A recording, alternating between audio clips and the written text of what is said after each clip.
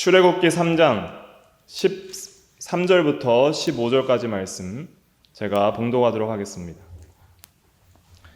13절 모세가 하나님께 아뢰되 내가 이스라엘 자손에게 가서 이르기를 너희의 조상의 하나님이 나를 너희에게 보내셨다 하면 그들이 내게 묻기를 그의 이름이 무엇이냐 하리니 내가 무엇이라고 그들에게 말하리이까 하나님이 모세에게 이르시되 나는 스스로 있는 자이니라.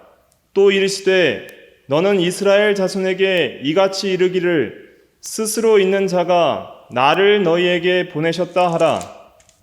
하나님이 또 모세에게 이르시되 너는 이스라엘 자손에게 이같이 이르기를 너희 조상의 하나님 여호와 곧 아브라함의 하나님 이삭의 하나님 야곱의 하나님께서 나를 너희에게 보내셨다 하라. 이는 나의 영원한 이름이요 대대로 기억할 나의 칭혼이라. 아멘. 이 시간 말씀의 제목은 하나님을 아는 지식입니다. 하나님을 아는 지식인데 부제로는 하나님의 속성입니다. 그래서 오늘부터 몇 주간 하나님은 누구신가? 우리가 믿어야 할 믿음의 대상이신 하나님은 도대체 누구신가에 대한 말씀을 증거하는데, 그래서 제목을 하나님을 아는 지식이라 정하였고, 이제 몇 주간 그 하나님을 아는 지식 중에서 특별히 먼저는 하나님의 속성들. 이 속성이라고 하면은 본질을 특징 지을 수 있는 성질을 가리키는 거예요. 하나님의 성품. 하나님은 어떠한 분이신지를 말하는 것이 바로 속성입니다. 그래서 이 속성들 중에 오늘은 특별히 두 가지를 말씀을 드리려고 합니다. 자존성과 불변성. 이 두 가지가 오늘 읽은 본문, 즉 스스로 있는 자, 여호와라는 하나님의 이름에서 우리가 이 자존성과 불변성이라는 하나님의 속성을 깨달을 수가 있습니다. 그래서 이 시간 하나님을 아는 지식이라는 제목을 통해서 하나님 말씀을 증거하도록 하겠습니다. 하나님을 아는 지식의 중요성에 대해서 먼저 말씀을 드리려고 합니다. 하나님을 아는 지식이 왜 중요할까요?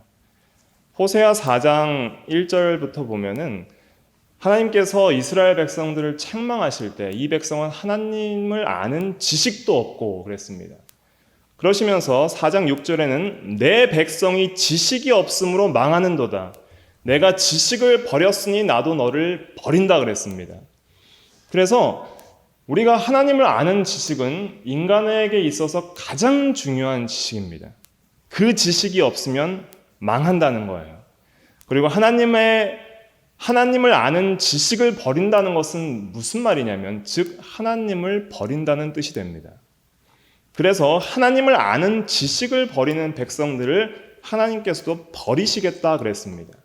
그래서 호세아 6장 3절에는 호세아가 뭐라고 말하고 있죠? 우리가 여호와를 알자, 힘써 알자 이렇게 고백을 하고 있습니다. 알아야 된다는 거예요.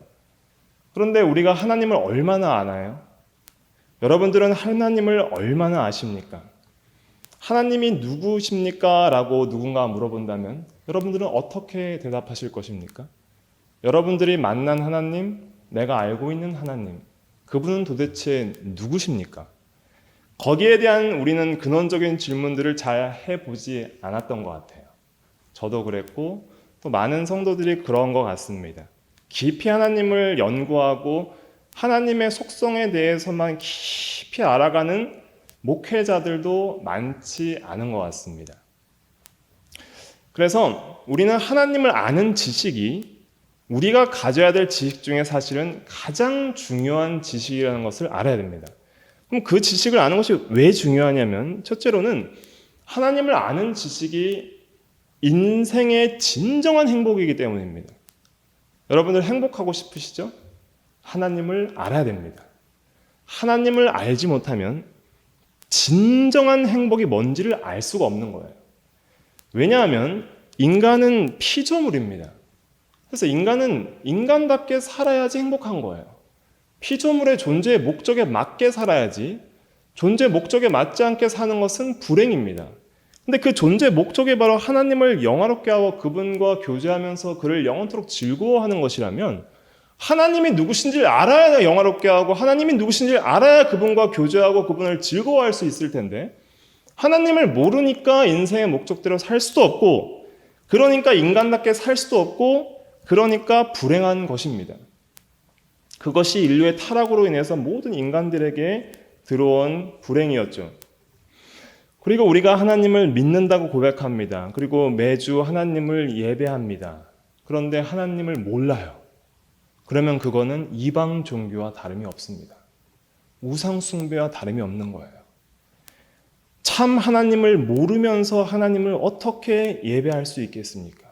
기독교 신앙의 핵심은 하나님을 알에 관한 것입니다. 하나님을 우리가 알 때에 구원을 얻을 수 있습니다.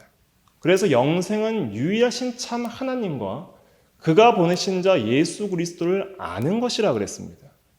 하나님을 모르고서는 구원을 받았다고 할 수가 없습니다.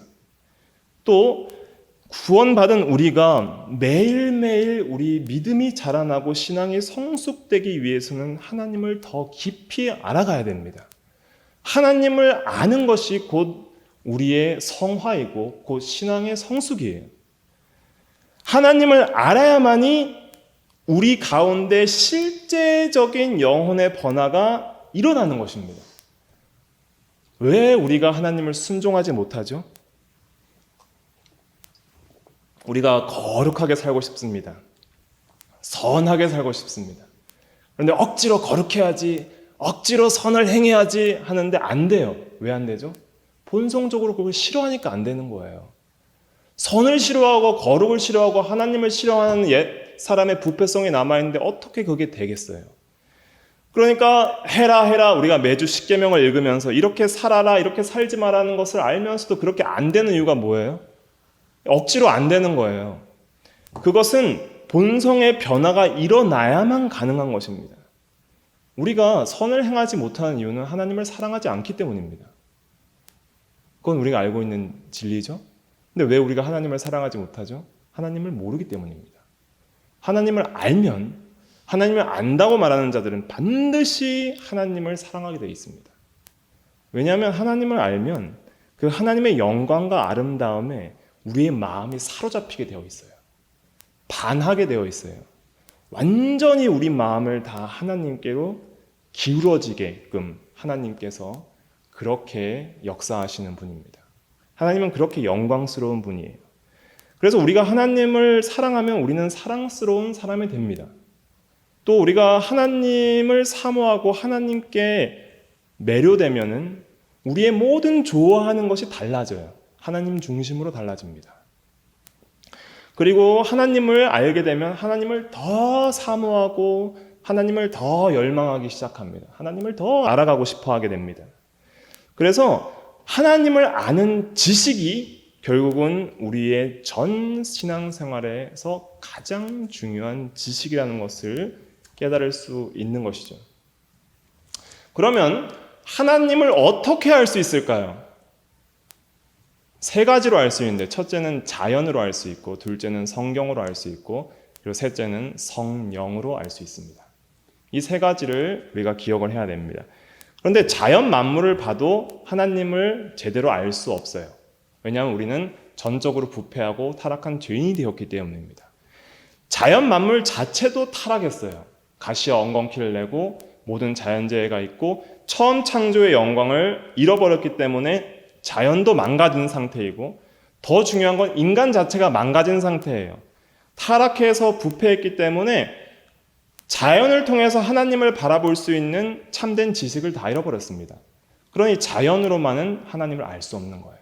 그러나 성경에서 지적하기에 로마서 1장 19절 말씀에 보면 바울이 이렇게 지적하고 있습니다.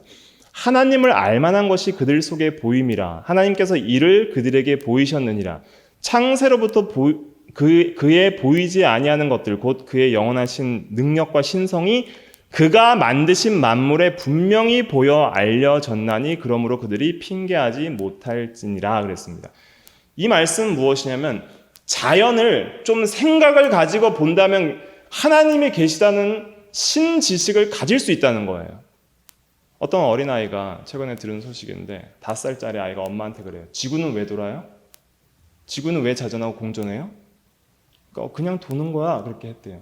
누가 돌리는 거 아니에요? 그러는 거예요. 그럼 누가 돌리겠어요 그거를? 하나님이 돌리시는 거예요. 지구가 무슨 힘이 있어도 돌아갑니까? 그리고 어떻게 자전축이 기울어져서 일정한 속도로 공전하고 1년에 한 바퀴씩 돌고 하루에 한 바퀴씩 도는 것. 자전거 공전이 어떻게 이루어지겠어요? 누가 힘을 주는 거예요? 어린아이들도 누군가 돌리는구나 라고 생각을 하는 거예요. 그러니까 우리가 이런 생각을 안 해서 그렇지 생각 없이 그냥 세상만 바라보고 살지 정말 이 만물은 왜 존재하고 나는 왜 존재하고 도대체 신은 계신가라고 생각하면 신은 계시다라는 결론밖에 나올 수가 없어요. 그것을 억지로 부인하려 하니까 무신론이 되고 진화론이 되는 거지. 정말 생각을 가지고 순수한 마음으로 어린아이처럼 바라보면 하나님이 계시다는 것을 핑계하지는 못해요. 그런데 문제는 뭐냐면 하나님이 계시다는 건 알지만 성경이 증거하는 참 하나님이 누구신지는 자연 만물을 통해서는 알 수 없다는 거예요. 그래서 우리에게 하나님께서 성경을 주신 것입니다. 그리고 이 성경 계시의 핵심에는 예수 그리스도가 있습니다. 그래서 요한복음 5장 39절에 보면 너희가 영생을 얻는 줄 알고 성경을 연구하거니와 이 성경은 곧 내게 대하여 증언하는 것이니라 그랬습니다. 그래서 우리는 하나님을 이제는 어떻게 알아야 되냐면 성경의 계시를 통해서 봐야 되는데 특별히 그 성경의 중심인 예수 그리스도를 통해서 하나님께 나아가는 거예요. 그래서 예수님께서 자신을 뭐라 그러셨죠? 나는 길이요 진리요 생명이니 나로 말미암지 않고는 아버지께 올 자가 아무도 없느니라 그랬습니다. 그래서 성경을 통해서 예수를 믿게 되면 예수님을 통해서 하나님을 보게 되는 거예요. 그런데 그 성경을 믿고 예수님을 믿게 되는 모든 일을 누가 하시냐면 성령이 하시는 거예요. 성령이 아니고는 하나님의 진리를 깨달을 수도 없고 믿을 수도 없어요. 이 하나님의 말씀인 성경책을 믿지 않는 사람들이 보고 연구를 할 수 있고 주석도 달 수 있습니다. 김용옥 선생도 주석을 달고 하더라고요. 그런데 믿지 않는 사람도 신학자가 되고 교수도 될 수 있지만은 그러나 이 진리의 말씀을 진리로 깨닫고 이 진리대로 우리가 변화되고 순종할 수 있게 하는 분은 성령이에요. 그러니까 믿고 깨닫는 것은 다른 영역이에요. 완전히 신적인 영역이고 초자연적인 영역이고 영적인 영역이기 때문에 성령의 역사가 없이는 절대 성경을 우리 스스로의 능력으로 깨달을 수가 없습니다. 그래서 성령의 조명, 빛을 비춰주심이 우리 가운데 있어야만이 우리는 성경을 통해서 하나님을 알게 되는 거예요. 그러니까 성경을 읽을 때마다 우리는 어떻게 읽어야 돼요? 그냥 글로 읽으면 안 돼요. 하나님께 기도를 하면서 시작해야 됩니다. 하나님, 부족한 연약한 자가 하나님의 말씀을 읽사오니 주의 성령께서 진리 가운데로 인도하여 주시옵소서. 기도를 하고 읽어야 이 말씀이 깨달아지고 믿어지고 이 진리 가운데 계시하신 그 하나님의 속성들, 하나님이 누구신지에 대한 그 깨달음이 확 들어오는 거예요. 그렇기 때문에 하나님을 어떻게 알 수 있냐는 방법 이 세 가지를 우리는 기억해야 됩니다. 그러면 자연을 통해서 하나님을 몰랐는데 성경을 통해서 성령의 감동으로 하나님을 알게 되면 이제는 자연이 바뀌어 보여요. 이제는 자연을 통해서도 하나님을 알게 되는 거예요. 자연 모든 만물들을 보면서 바다의 광대하심을 보면서 주 하나님의 광대하심을 찬양하며 산을 보면서 하나님의 높으심을 찬양하며 모든 피조물들, 미세한 생물들, 개미들이 막 움직이는 것을 보면서 하나님의 창조의 아름다움과 능력을 감탄하게 되는 거예요. 어떻게 이걸 만드셨지? 어떻게 이걸 만드셨지? 어떻게 이렇게 운행하시지? 라는 그 하나님의 신성들을 이제는 성경과 성령을 통해 중생한 성도가 자연을 통해서 하나님의 신성을 깨달을 수 있게 되는 것입니다. 그러니까 전에 있던 세상은 이제는 전에 있던 세상이 아닌 거예요. 중생한 성도에게는. 세상이 바뀐 게 아니라 누가 바뀐 거예요? 자기가 바뀐 거예요. 내가 바뀌고 보니까 이제는 전의 세상이 그 세상이 아니에요. 하나님이 만드신 세상이에요. 그래서 자연과 성경과 성령을 통해서 우리는 하나님을 알아갈 수 있습니다. 근데 문제는 뭐예요? 문제는 뭐냐면 하나님을 우리가 온전히 알 수 있을까요? 완전히 알 수 있을까요? 완전히 알 수가 없어요. 왜냐하면 하나님은 무한하신 분이시기 때문입니다.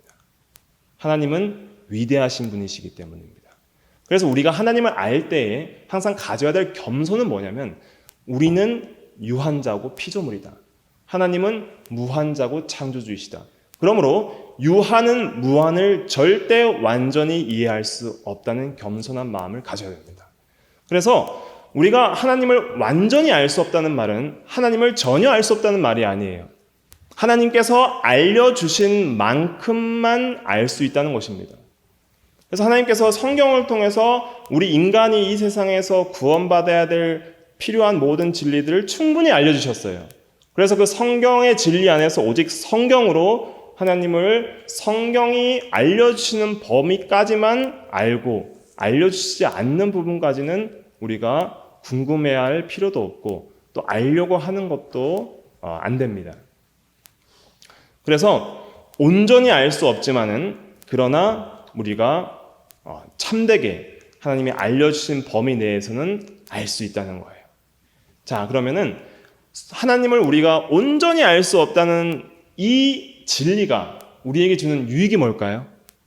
하나님을 온전히 알 수 없어요. 하나님은 무한하시기 때문에. 무한이라는 것은 완전 초월적인 존재라는 거예요. 우리가 막 계속 팽창한다 이런 개념을 생각하시면 안 돼요. 무한은 완전히 이 피조 세계를 완전히 초월하는 절대 완전성을 가리키는 거예요. 절대 완전성. 그러니까 우리는 하나님을 온전히 알 수 없다는 것은 이 세상에서도 매일매일 새롭게 하나님을 알게 된다는 뜻이고 천국에서도 영원토록 매일이 새롭다는 거예요. 우리가 어떤 사람을 완전히 알게 되면 그 사람이 재미없어지죠. 나 저 사람 이제 다 알아. 저 사람 별로 이제 재미없어. 저 사람은 이제 더 이상 어떤 신비감이 느껴지지 않아. 그렇게 얘기를 하잖아요. 연애할 때도 그런 게 되게 중요한 것 같아요. 한 이성이 다른 이성을 사랑할 때는 뭔가 신비하고 알고 싶은 게 있어야 되는데 다 파괴돼버리면 신비로운 게 없는 거예요. 그러니까 사랑스럽지 않은 거죠. 친구 관계는 될 수 있을지 몰라도 이성으로 발전하기는 어렵죠. 그런데 우리가 천국에 갔을 때 하나님을 다 알아버렸어요. 더 이상 알 게 없어요. 그러면 천국이 재미가 없겠죠. 그러나 매일매일 순간이 새로운 거예요. 왜냐하면 하나님은 무한히 알아가야 되기 때문에. 그럼 이 세상에서도 적용해보면 우리가 매일매일 성경을 배우고 매일매일 하나님을 알아가도 결국은 매일이 새롭다는 거예요. 아무리 공부하고 아무리 배우고 아무리 알아가도 우리는 완전히 알 수 없기 때문에 매일매일 새롭게 하나님을 깨달을 수 있고 그 깊이를 깨달을 수 있고 더 새로운 은혜를 받을 수 있지. 이제는 하나님 더 이상 알 필요가 없어라고 말할 수도 없고 더 이상 재미없어라고도 말할 수 없는 거예요. 그래서 우리는 하나님을 온전히 알 수 없다는 것이 오히려 우리를 겸손하게 할 뿐 아니라 우리에게 매일매일 하나님의 아름다움과 영광을 새롭게 발견할 수 있다는 그런 도전과 용기를 준다는 면에서 유익한 진리라 할 수 있겠습니다. 그러면 마지막으로 서론적으로 한 말씀만 더 드리면 하나님을 안다는 것은 또 인격적으로 안다는 거예요. 그래서 우리가 하나님을 만날 때 하나님을 인격적으로 만났다 이런 표현을 쓰잖아요. 그러니까 인격적이라는 건 뭐냐면 관계적인 의미를 가리키는 거예요. 그냥 하나님을 사실로 아는 게 아니에요. 내가 미국 대통령을 알 때 미국 대통령의 이름과 그의 모든 어떤 스펙이나 어떤 경력들을 아는 건 사실을 아는 거잖아요. 그러나 저는 미국 대통령을 만나본 적이 없기 때문에 인격적으로 안다고 말할 수가 없는 거예요. 그의 성격이나 사상이나 그의 모든 언어나 그의 모든 성품들을 알 수가 없는 거예요. 그런데 우리가 하나님을 어떻게 알게 되냐면 인격적으로 알게 되는 거예요. 인격적인 만남을 통해서. 그걸 어떻게 알 수 있냐면 저는 하나님을 인격적으로 만난 적이 없는 것 같은데요 라고 하실지 모르겠지만 하나님은 인격적으로 우리에게 먼저 오셨어요. 그게 하나님이 인격적이라는 거예요. 우리가 하나님을 알려면 어떻게 해야 되죠? 우리가 하나님을 찾을 수 있나요? 못 찾아요. 하나님 직접 우리에게 찾아오시고 자신을 알려주셔야 돼요. 근데 여러분들께서 누군가 자신을 다른 사람에게 알려주실 때 왜 알려주세요? 전혀 관계하고 싶은 사람에게 자신의 이름도 알려주지 않습니다. 근데 우리가 다른 사람에게 자신을 알릴 때는 관심이 있다는 뜻이에요. 내 이름은 누구예요? 저의 취미와 특기는 이거고요. 저는 뭐 직업이 이거고 성격이 이렇고 저는 이런 걸 좋아하고 이런 걸 싫어해요. 좋아하는 음식은 뭐고요? 이렇게 말하는 이유는 뭐예요? 그 사람에게 관심이 있다는 뜻입니다. 그리고 그 사람과 좋은 관계를 유지하고 싶다는 뜻이죠. 하나님께서 우리에게 찾아오셔서 자신을 알려주신 것, 하나님의 말씀을 통해서 자신을 알려주신 이유는 뭐냐면 우리와 하나님과 인격적인 관계를 발전시키고 싶다는 뜻입니다. 그래서 우리가 하나님을 알려면 하나님께서 먼저 우리에게 찾아오셔서 자신을 알려주셔야 돼요. 근데 중요한 건 뭐예요? 하나님이 먼저 우리에게 자신을 알려주셨다는 거예요. 이게 얼마나 큰 은혜인지 모릅니다. 하나님이 우리한테 관심이 없으셨다면 어떻게 되겠어요? 우리는 살 수 없는 거예요. 그런데 하나님이 먼저 우리를 찾아오셔서 자신을 알려주셨습니다. 오늘 읽은 출애굽기 3장에 보세요. 3장에 보시면 3장 15절에 보면 하나님이 자신을 뭐라고 말씀하세요? 나는 아브라함의 하나님이요 이삭의 하나님이요 야곱의 하나님이라 그랬잖아요. 이건 뭘 가리키는 거예요? 인격적인 관계를 가지시는 하나님이라는 뜻이에요. 너희 조상의 하나님이었다. 아브라함에게 찾아갔고 이삭에게 찾아갔고 야곱을 만나 주었다. 그리고 그들에게 약속했다. 너의 자손의 하나님이 되기로. 내가 너의 하나님이 되어줄게 라고 찾아오신 거예요. 그리고 너는 나의 백성이 되어주렴.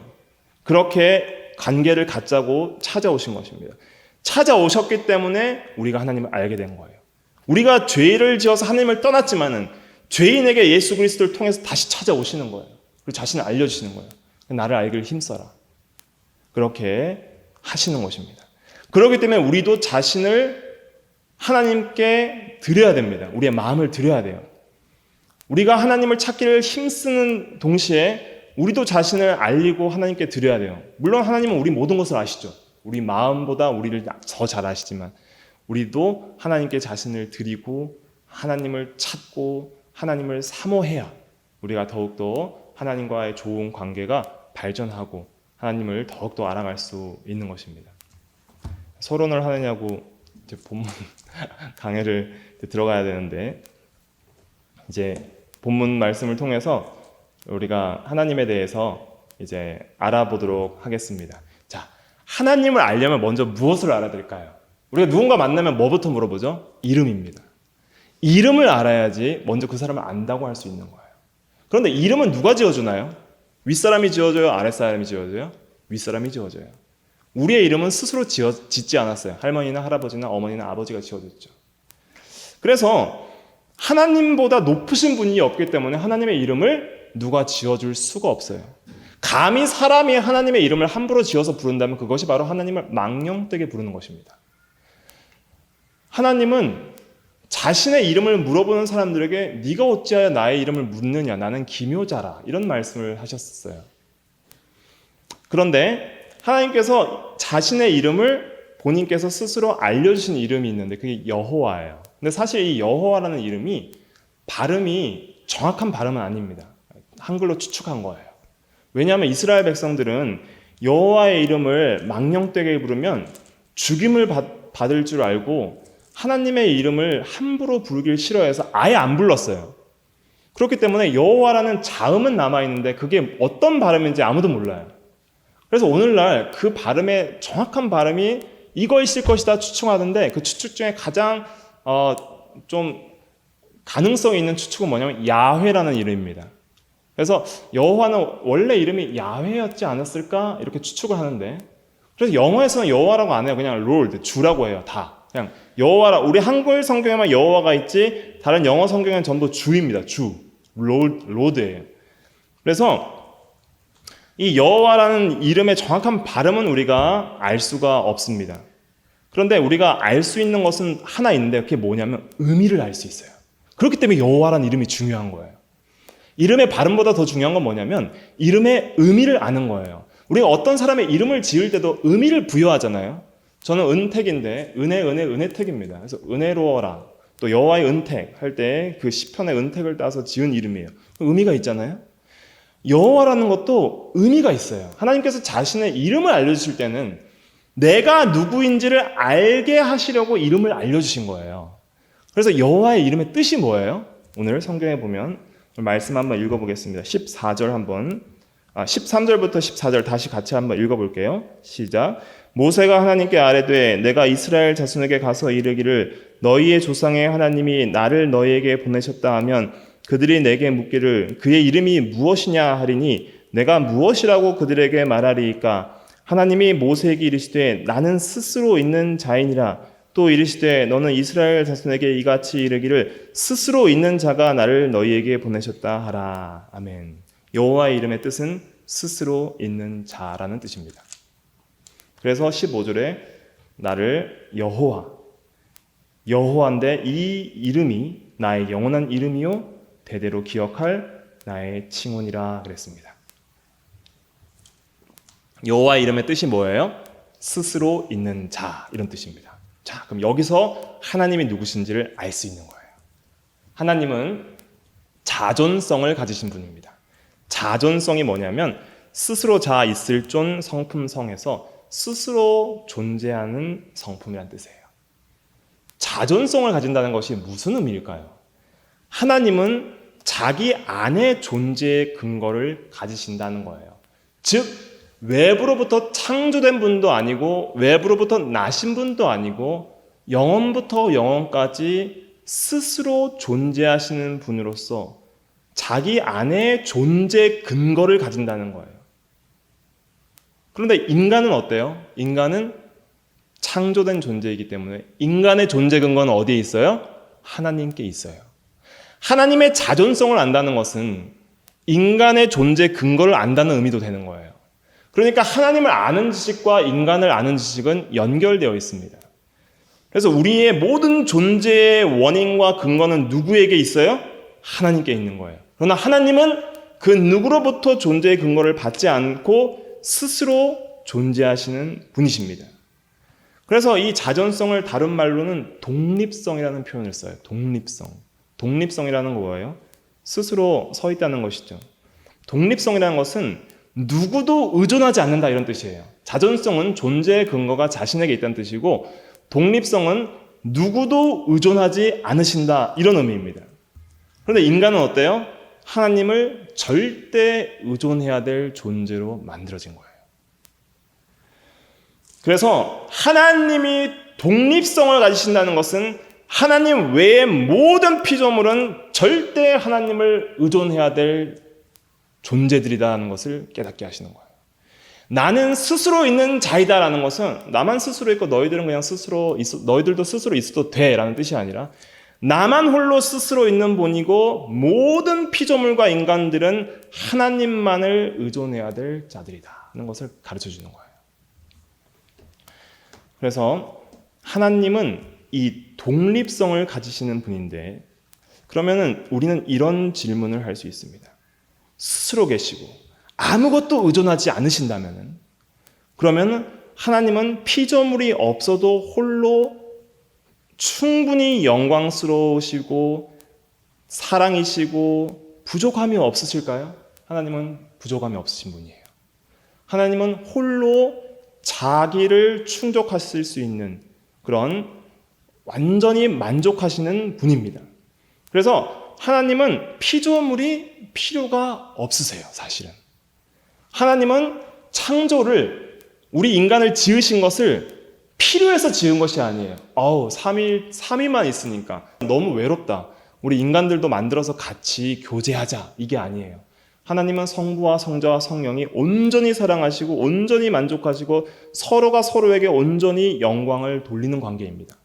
그것을 성경에서 증거를 하고 있는데 요한복음 17장 말씀에 보면은 요한복음 17장 5절에 보면 아버지여 창세전에 내가 아버지와 함께 가졌던 영화로서 지금도 아버지와 함께 나를 영화롭게 하옵소서.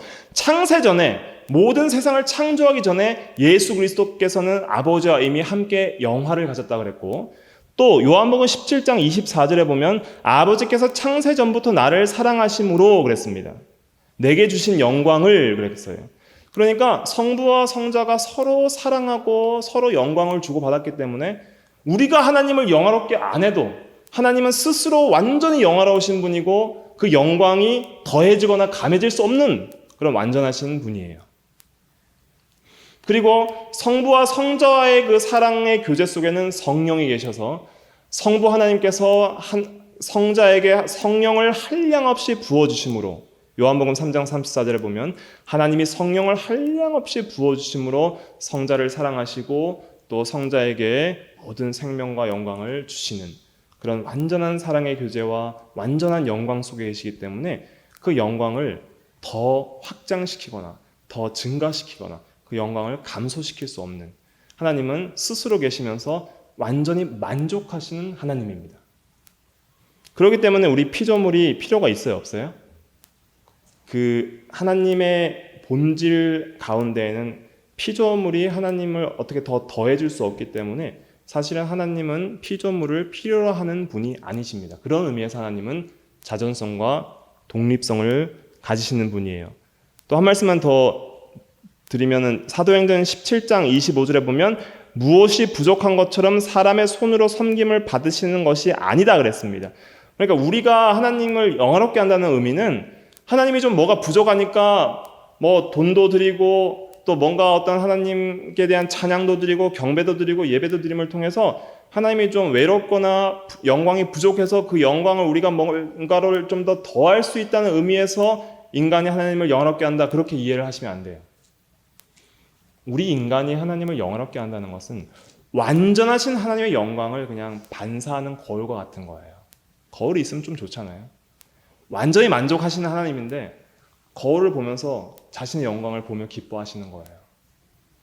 너무 이기적인 하나님이 아닌가 생각할 수 있지만 하나님은 최고의 선이시기 때문에 그게 가장 선한 거예요. 그게 진리입니다. 그래서 하나님은 피조물을 필요로 하지 않으세요. 그러면 이 진리를 생각하는 사람, 이 진리를 이제 듣고 나면은 우리는 이런 의아한 점이 들 거예요. 그러면 왜 하나님께서 나를 만드셨지? 인간이 필요 없다면 왜 나를 구원하셨지? 그런 생각이 들 수 있어요.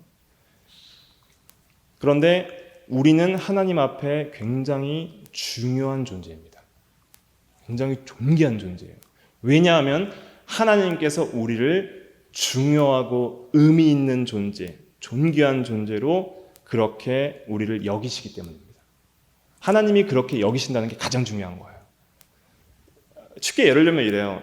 세상에 컵이 많지만 저는 컵을 별로 좋아하지 않기 때문에 컵이 별로 필요 없어요. 컵 없이도 살아요. 이건 좋은 비유는 될 수 없지만 간접적으로 비유가 될 수 있죠. 근데 어떤 컵을 나를 위해서 내 생일을 위해서 나를 위해서 내가 나에게 컵을 선물했어요. 그럼 이 컵은 나에게 의미 있는 존재가 된 거예요. 그런 것처럼 하나님께 우리가 하나님께 필요가 없지만은 우리가 하나님께 의미 있는 존재가 된 것은 하나님이 우리를 의미 있는 존재가 되도록 결정하셨기 때문입니다. 그래서 창세전에 우리를 선택하신 거예요. 이걸 깨닫는 것이 은혜를 깨닫는 가장 중요한 첫 번째 진리입니다. 그래서 이 말씀 한번 찾아볼게요. 에베소서 1장 3절입니다. 1장 3절부터 6절까지 말씀 우리 의미를 생각하면서 같이 읽어보겠습니다. 시작. 찬송하리로다 하나님 곧 우리 주 예수 그리스도의 아버지께서 그리스도 안에서 하늘에 속한 모든 신령한 복을 우리에게 주시되 곧 창세전에 그리스도 안에서 우리를 택하사 우리로 사랑 안에서 그 앞에 거룩하고 흠이 없게 하시려고 그 기쁘신 뜻대로 우리를 예정하사 예수 그리스도로 말미암아 자기의 아들들이 되게 하셨으니 이는 그가 사랑하시는 자 안에서 우리에게 거저 주시는 바 그의 은혜의 영광을 찬송하게 하려는 것이라. 아멘. 필요 없는 존재지만 우리를 창조하시고 우리가 하나님 앞에 의미 있는 존재가 된 이유는 뭐냐면 하나님께서 우리를 그렇게 택하시고 예정하시고 자기의 아들들이 되게 하셨기 때문이에요. 그래서 우리는 하나님께 은혜를 받은 자입니다. 하나님께 복을 받은 자이고 하나님이 우리를 의미 있는 존재로 여기시는 자들이라는 의미에서 우리는 존귀한 자가 된 것입니다. 그래서 이걸 생각하면 엄청난 은혜라는 것을 우리가 깨달을 수 있는 거예요. 내가 창조되고 나의 영육이 하나님을 통해서 만들어지고 또 전적으로 타락하고 전적으로 무능력한 죄인이 예수 그리스도를 통해서 구원받은 이유는 뭐예요? 하나님이 나를 선택하셨고 나를 사랑하시기로 작정하셨고 나를 의미 있는 존재로 여기시기 때문이에요. 이거는 일방적인 은혜예요. 일방적으로 하나님이 그 기쁘신 뜻대로 나를 그렇게 여기시는 거예요. 그렇기 때문에 우리는 그 은혜를 깨닫고 감사해야 됩니다. 시간이 없기 때문에 빠르게 한 가지만 더 말씀을 드리면, 하나님이 자존하시다는 것은 또 어떤 의미가 있냐면은 불변하시다는 의미가 있어요. 불변하시다는 것은 하나님은 전혀 변하지 않는다는 거예요. 그런데 우리 모든 인간들과 피조물은 변해요. 변한다는 것을 잘 생각해 보세요. 저는 지금 10초 전에 저랑 같아요, 안 같아요? 안 같아요. 시간과 공간 안에 있는 모든 피조물은 안 변하는 상태가 없어요. 순간순간마다 계속 변해가는 거예요. 10초 전에 이 나무는 그 나무가 아니었어요. 예배 전에 저는 예배 중간에 있는 저가 아니에요. 우리는 계속 변해요. 계속 늙어가고 있고 자라가고 있고 또 행동하고 있고 모든 것들이 변해가고 있습니다.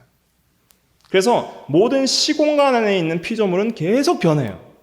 근데 하나님이 스스로 계신다는 것은 영원부터 영원까지 영원성도 있지만은 전혀 변하지 않는 불변성을 가리키는 거예요. 하나님은 변하지 않는 분입니다. 그런데 우리는 변해요. 우리만 변하는 게 아니라, 나만 변하는 게 아니라 다른 사람도 변해요. 사랑도 변하죠? 사랑도 식어요. 성격도 변하죠? 좋게 될 수도 있지만 악해질 수도 있는 거예요. 우리가 의지하던 재물이나 이 세상의 어떤 물건들도 다 쓰다 보면 변하죠. 제가 좋은 노트북이나 핸드폰을 샀어요. 내년 되면 신상 나오죠? 변하는 거예요. 또 오래 쓰다 보면 변해요. 그런데 하나님만 세세토록 변하지 않는 불변하신 하나님입니다. 이 진리를 어디서 알 수 있냐면 많은 성경에서 증거하는데, 히브리서 13장 8절은 예수 그리스도는 어제나 오늘이나 영원토록 동일하시니라. 또 야고보서 1장 17절은 그는 변함도 없으시고 회전하는 그림자도 없으시니라 그랬습니다. 하나님의 불변성은 성경에서 여러 군데 증거를 하고 있는데, 이 하나님의 불변성을 우리가 믿는 것이 우리 신앙에 왜 유익이 될까요? 왜 우리는 하나님을 알 때 하나님은 변하지 않는 분이라는 것을 우리는 왜 믿어야 될까요? 우리가 온전히 만족을 누리고 안식할 곳은 하나님밖에 없다는 것을 깨닫는 거예요.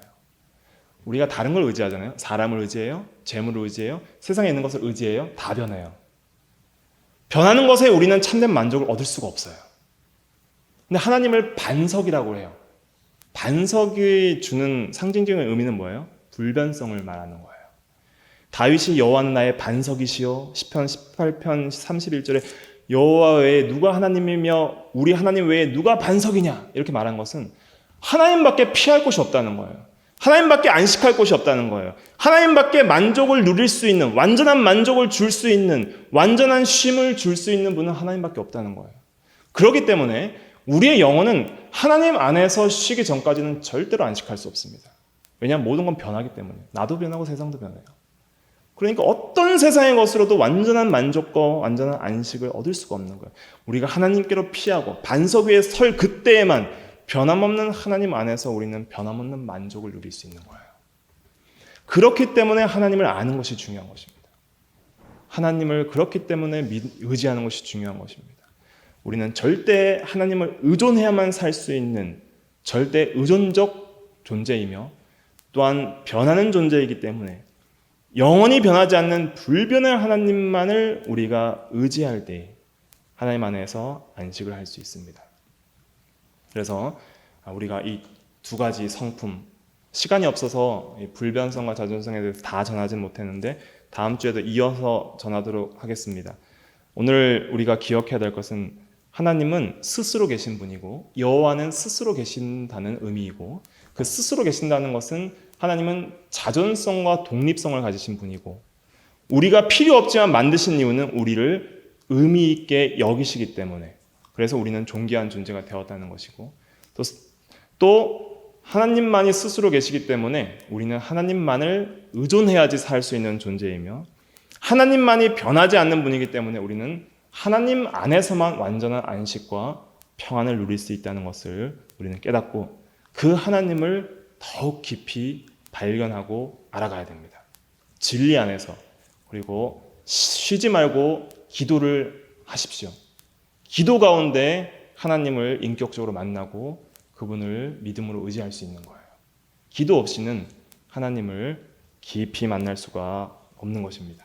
그래서 이 중요한 하나님의 두 가지 성품, 자존성과 불변성, 이것을 우리가 기억하고 이 하나님을 더 깊이 알아가는 우리가 다 돼야 되겠습니다. 기도하겠습니다. 거룩하신 하나님 아버지, 감사합니다.